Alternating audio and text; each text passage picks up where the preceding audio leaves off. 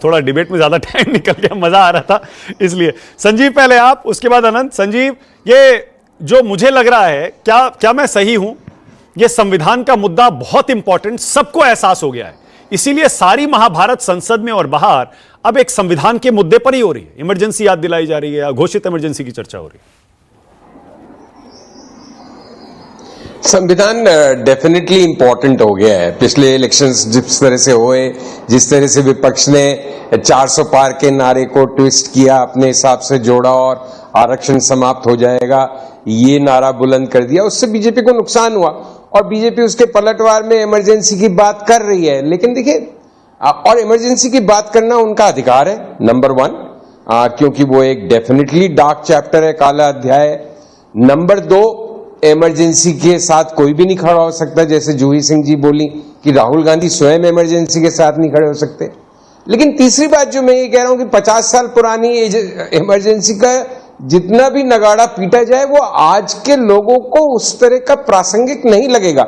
सबको मालूम है इमरजेंसी गलत थी, लेकिन आप थोड़ा सा विषय से अगर हटे, आज के जमाने में कोई सोच सकता है कि कोई न्यायालय, कोई जज, वो जो मिसेस इंदिरा गांधी का जो पीए था उसने गलत दिन रिजाइन किया और इस तरह की मतलब बिल्कुल टेक्निकलिटी के मामले में रद्द कर देगा प्रधानमंत्री का इलेक्शन, ये तो अब अकल्पनीय है। जिस तरह का माहौल आज देश में है, उस तरह का मतलब वो तो कब अब चीजें हो ही नहीं सकती। वो बिल्कुल गलत था, दोबारा नहीं होना चाहिए और सब एक्सेप्ट कर रहे हैं।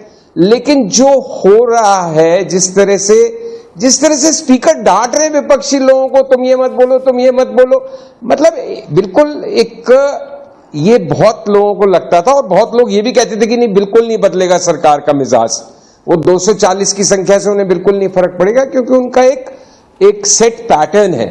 और मैं और आप उस पर टिप्पणी करने वाले कोई नहीं, लेकिन मुझे लगता था 240 के साथ सरकार के रवैये में थोड़ी नरमी, थोड़ी साथ लेके चलने की एक मंशा दिखेगी। अब उस पर भी हम बहुत ही बहस कर सकते हैं, विपक्ष साथ नहीं देता, ये साथ नहीं देते, और सही बात है कि वो भी, उनके भी तो डिप्टी स्पीकर वो अपने ही लगाते हैं, लेकिन एक अप्रोच की बात होती है कि एक मिलीजुली सरकार है तो एक समन्वय, कॉम्प्रोमाइज की राजनीति दिखे और उसमें पहल सरकार ही ले सकती है। आप कितने ही विपक्ष को ब्लेम करते रहेंगे, उसका ये, लेकिन एक्चुअली रिस्पॉन्सिबिलिटी, जिम्मेदारी सरकार की होती है। वो 2 कदम आगे बढ़े, वो अभी तक कंसेंसस नहीं दिख रहा। ये जो आप संविधान की बात कर रहे हैं ये चलेगी, लेकिन मेरा व्यक्तिगत ये मानना है कि इमरजेंसी इतना पुराना राग है कि वो आने वाले दिनों में लोगों को नहीं समझ में आएगा उस तरह से, और हो सकता है ये मेरी सोच है और गलत भी हो सकती है।